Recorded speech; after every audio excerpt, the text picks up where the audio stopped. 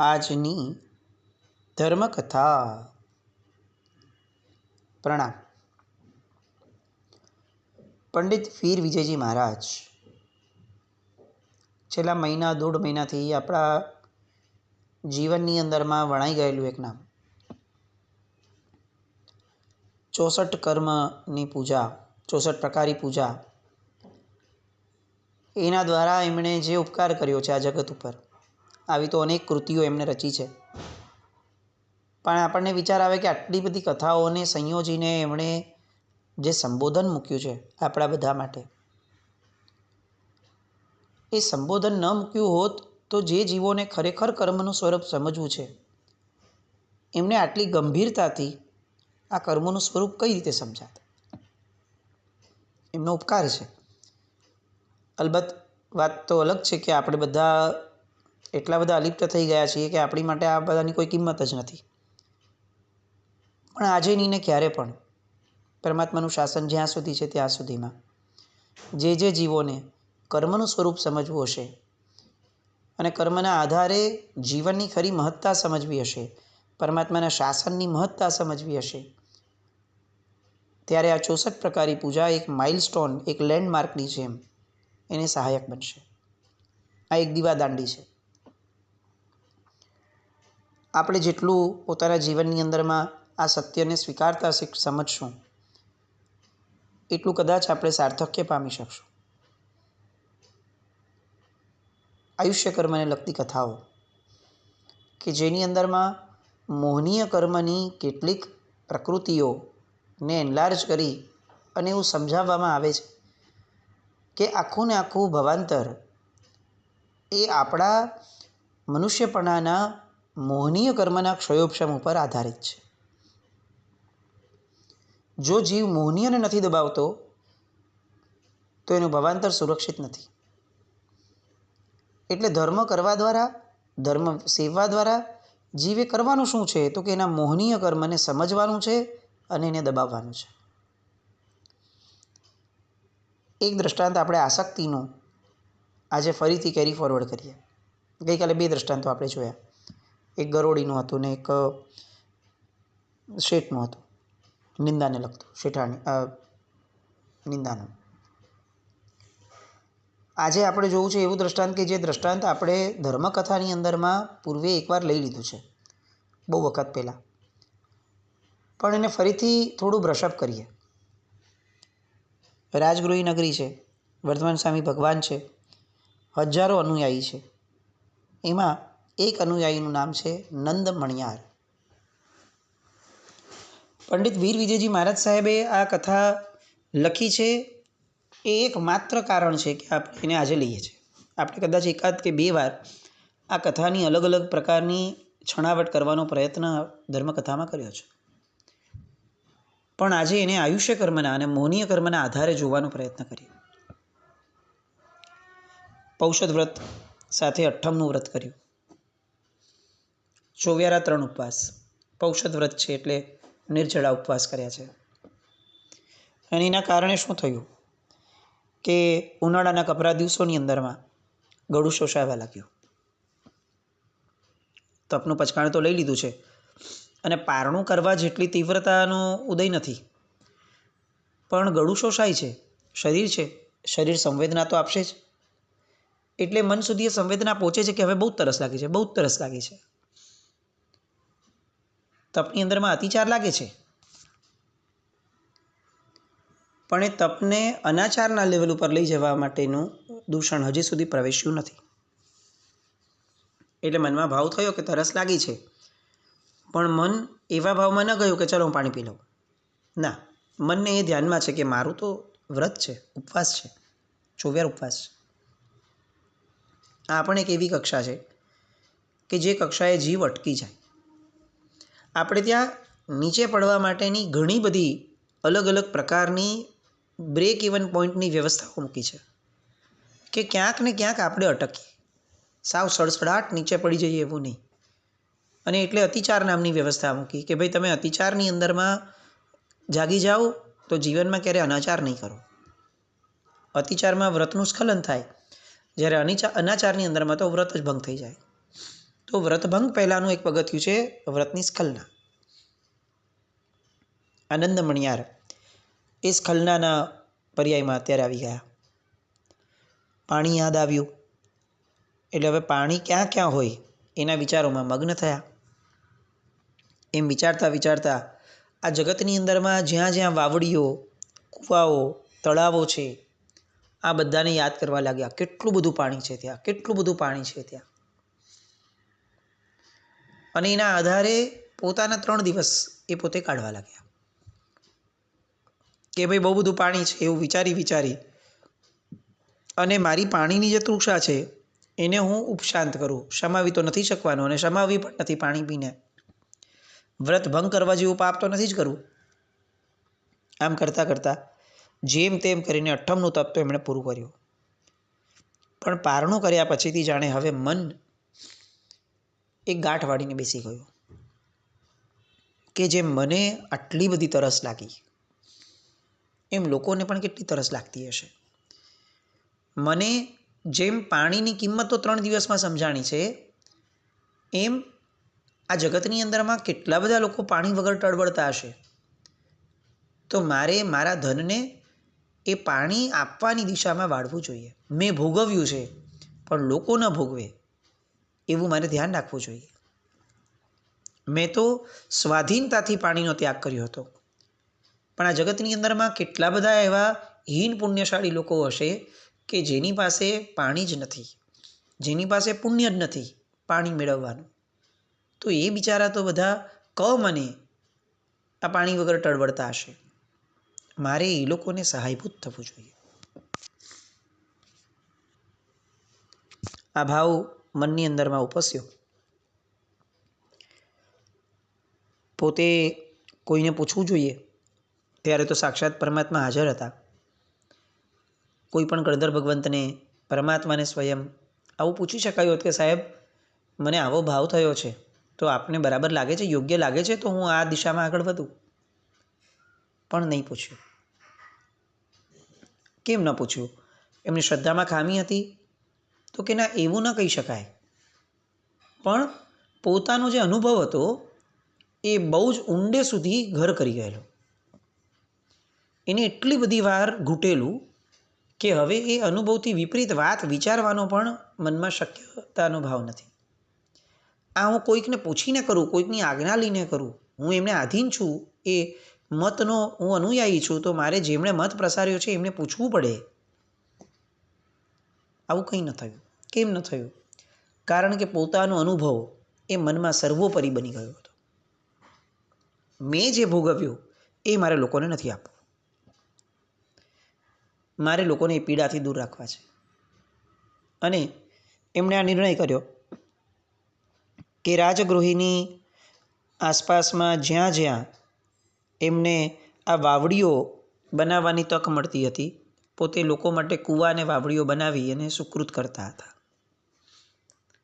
એમ કરતાં કરતાં એટલું બધું ગમવા લાગ્યું કે હવે એમણે એવું નક્કી કર્યું કે હું રાજગૃહી નગરીની બહાર એક વિશાળ વાવડીનું નિર્માણ કરાવું.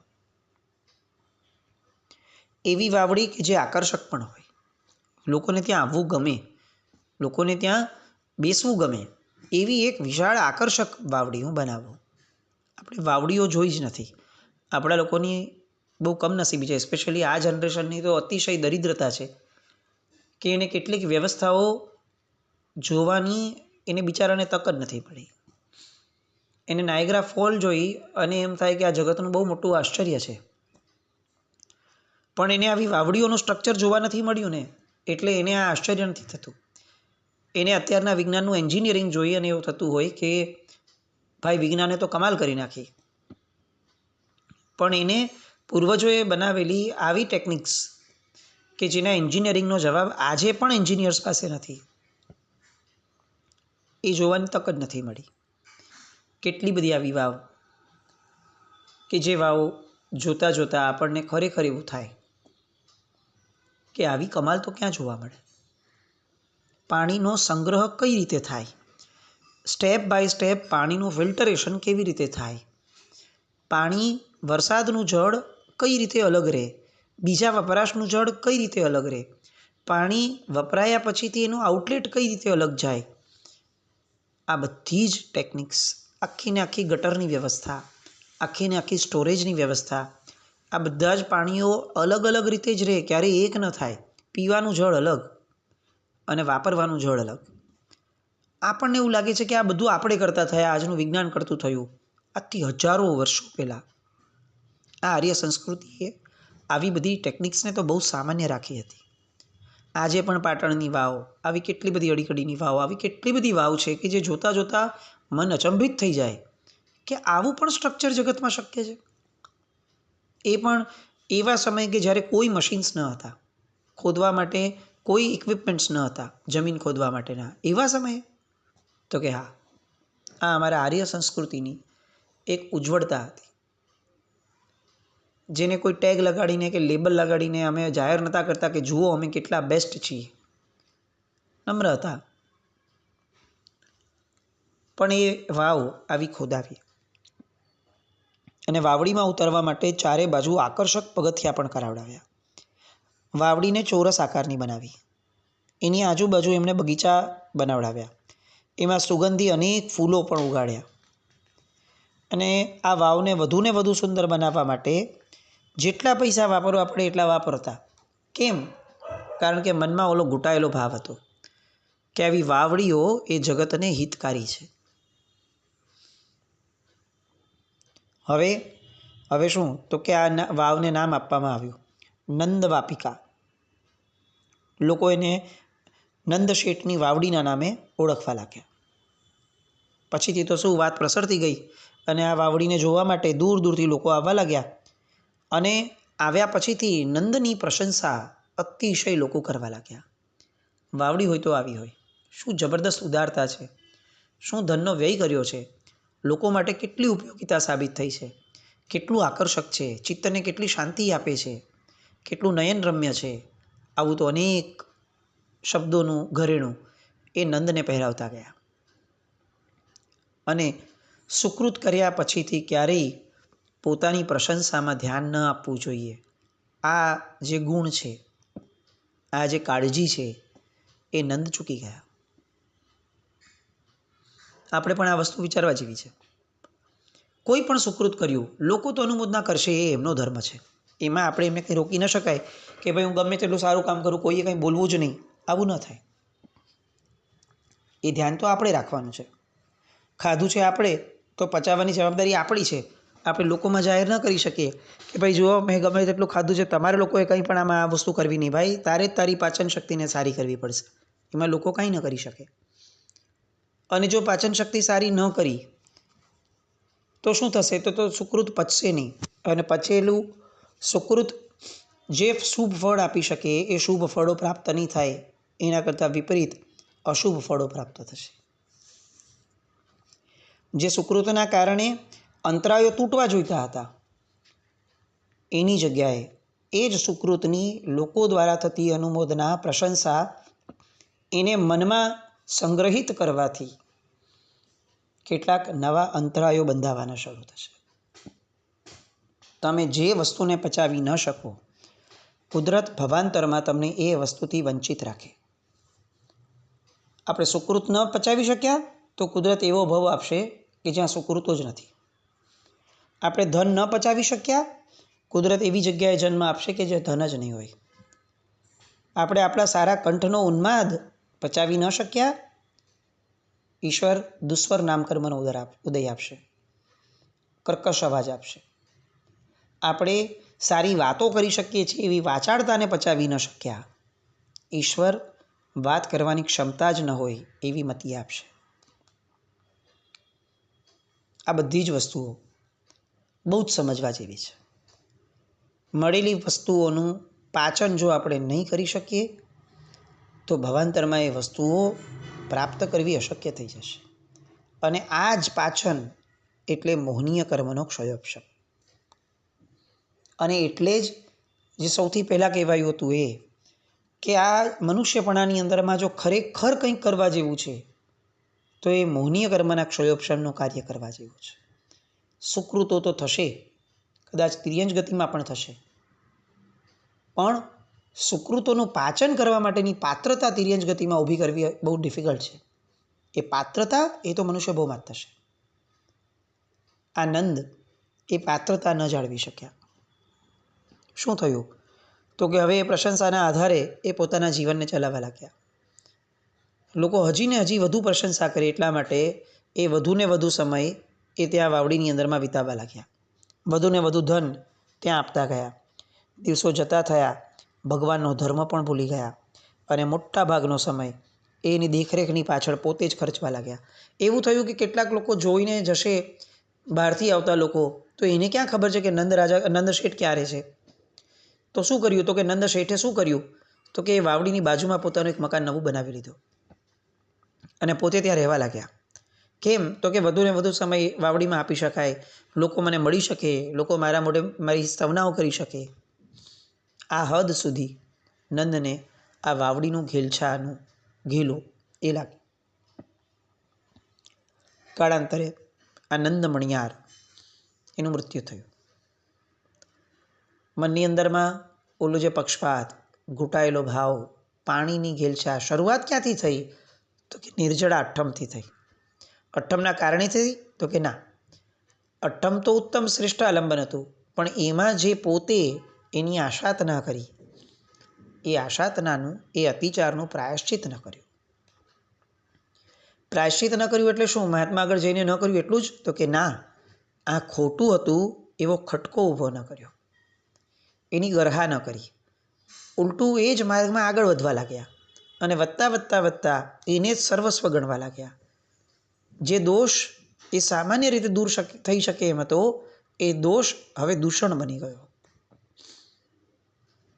આપણા જીવનની અંદરમાં આવું ન થાય એવું આપણે જોતા જ રહેતા હશું. એટલો પ્રેમ તો આપણે આપણને કરીએ જ છીએ એવું આપણે સમજીને ચાલે છે. મરીને શું થયા? તો કે દેડકો. કેમ? તો કે પ્રકૃતિ તો જીવને બહુ જ પ્રેમ કરે છે. જીવ જે ઈચ્છે એને આપે જ. જીવે પાણી બહુ ગમાડ્યું તો પ્રકૃતિએ તથાસ્તુ કીધું કે સારું બકા, તને પાણી ગમે છે તો લે, તને એવો ભવ આપું કે જેમાં તું પાણીમાં રહી શકે. પ્રકૃતિને કોઈ વેર નથી, પ્રકૃતિને કોઈ પ્રકારનો ગુસ્સો નથી. એ તો પોતાના બાળકને કેમ સ્નેહ ન કરે? હવે એ નિર્ણય તો બાળકે કરવાનું છે કે જ્યારે કોઈ આપવા જ બેઠું છે ત્યારે મારે શું માંગવું જોઈએ ને શું ન માંગવું જોઈએ, શેના પ્રત્યે મારે રુચિ ઊભી કરવી જોઈએ ને શેના પ્રત્યે ન કરવી જોઈએ. હવે બાળક ભૂલે તો બાળક ભમે અને ભમે તો ભમતો જ રહે. આનંદ એ દેડકા સ્વરૂપે જન્મ્યો અને એ જ વાવડીમાં જન્મ્યો, કારણ કે એ જ ગમતી હતી. કુદરત તો તથાસ્તુ કહેવા જ બેઠી છે. લોકો આવે છે, વારંવાર આ વાવડીને જુએ છે અને જોર જોરથી આવું બોલતા જાય છે કે આ નંદ મણિયારે એટલી સરસ વાટિકા બનાવી છે, એટલી સરસ વાપિકા બનાવી છે. નંદ મણિયાર, નંદ મણિયાર, નંદ નંદ નંદ. વારંવાર લોકો દ્વારા બોલાતો આ શબ્દ દેડકાની ચેતનાને અથડાયો અને દેડકાનું એ ચૈતન્ય જે છે એ વિચાર કરે છે કે ભલે ભાવ દેડકાનો છે પણ આ શબ્દ કેમ મને આટલો બધો સ્પર્શે છે? આ એક શબ્દ સાંભળવાથી મારામાં ઝણઝણાટી કેમ થાય છે? મારું મન કેમ આકર્ષાય છે આ શબ્દ પ્રત્યે? અને દેડકાના ભાવની અંદરમાં પણ એટલું બધું એ રિપીટેશન નંદ મણિયાર નામના શબ્દનું થવા લાગ્યું કે એને એની એ સમયની મતિને પણ જોર મૂકવાનું શરૂ કર્યું. આવું મેં ક્યાંક સાંભળ્યું છે, આ કેમ મને આટલું આકર્ષે છે? અને એમ કરતાં કરતાં કરતાં દેડકાનો ભાવ સીમિત મતિ જ્ઞાન હોવા છતાં એને જાતિ સ્મરણ જ્ઞાન થયું. કેમ આવું થયું? બાળકનું પાડેલું નામ એ કેમ મહત્ત્વનું હોય છે? સાવ ચિત્ર વિચિત્ર નામો પાડવાવાળા આપણે એ સમજતા નથી કે ભવાંતરની અંદરમાં આ જ નામ ક્યાંક ને ક્યાંક જાતિ સ્મરણ જ્ઞાનનું એક નિમિત્ત પણ બની શકશે. નામો એવા પાડવા કે જે વારંવાર લોકોના મોઢે ચડે, જે લોકોના મોઢે ગવાય, સારા માણસોના મુખની અંદરમાં વસે એવું નામ બોલશું તો ભવાંતરમાં સારા માણસોના મુખેથી એ શબ્દ વારંવાર આવશે અને આપણને કદાચ જાતિ સ્મરણ જ્ઞાન થઈ શકશે. કારણ કે આખા જીવનની અંદરમાં આપણી શ્રોતેન્દ્રિયે સૌથી વધુ જો કોઈ વસ્તુ સાંભળી છે તો એ છે આપણું નામ. અને એ પણ પૂર્ણ આસક્તિ દ્વારા આપણને સૌથી પોતીકું અગર કંઈ લાગ્યું છે તો એ છે આપણું નામ. કારણ કે આપણે દેહને જ પોતાનું સેલ્ફ ગણી છે. હવે દેહનું એક નામ તો હોય જ. તો એ નામને આપણે એક્સ્ટ્રીમ પોતીકું ગણ્યું છે અને એનું વારંવાર સાંભળવું એના કારણે શું થાય તો કે એક મતિ જ્ઞાન એક પર્યાય ઊભો કરે છે જે છેક ભવાંતર સુધી પણ આવી શકે અને ભવાંતરમાં એવા સારા શબ્દો બોલાય કે જેના કારણે શુભ જ્ઞાનના આધારે એક જાતિ સ્મરણ જ્ઞાન થઈ શકે. તો જો નામ સારું પાડ્યું હશે તો આ શક્યતા રહેશે. ચિંટુ પિન્ટુ જેવા નામો કોણ બોલવાનું ભવાંતરમાં? આ પણ એક વિચાર કરવા યોગ્ય છે. હવે દીડકાના ભવની અંદરમાં આનંદ મણિયારને જાતિ સ્મરણ જ્ઞાન થયું પછી એને શું કર્યું? એના આયુષ્ય કર્મએ એની ગતિ બગાડી હતી, પણ એના મોહનીય કર્મના ક્ષયોપશમે હવે એ ગતિમાં પણ મતિને સુધારી. એટલે આપણને ખ્યાલ આવે કે 8 કર્મમાં રાજા કેમ મોહનીય કર્મ છે. એનું કારણ આ કે તમે કોઈ પણ કર્મના ઉદયમાં હોવ, જો તમે મોહનીયનો ક્ષયોપશમ કરો છો તો તમારું આયુષ્ય ક્યાંનું પણ છે, તમારું ગોત્ર ક્યાંયનું પણ છે, તમે જ્ઞાનાવરણીના ક્ષયોપશમમાં ગમે તેવા છો, તમે સડસડાટ આગળ વધી જશો જો મોહનીયનો ક્ષયોપશમ છે તો. આ વાતને થોડી હજી એક્સટેન્ડ કરશું આવતીકાલે શરૂઆતમાં, પણ આટલું વિચારીએ કે આ ભવની અંદરમાં મોહનીયના ક્ષયોપશમને ગમે તેમ કરીને આપણે ધ્યાન આપી અને આગળ વધારવું છે. મોહનીયની ચુંગલમાંથી થોડીક તો નાનકડી પણ કાણું પાડી અને થોડું બહાર નીકળી શકીએ છીએ એવી મતિ તો ઊભી કરવી છે. બસ આવું કંઈક આપણામાં થાય એવી શુભ મંગલ કામના સાથે જીના આજ્ઞા કંઈ પણ બોલાય તો મિચ્છામિ દુક્કડમ. જૈનમ જયતિ શાસ્ત્રમ.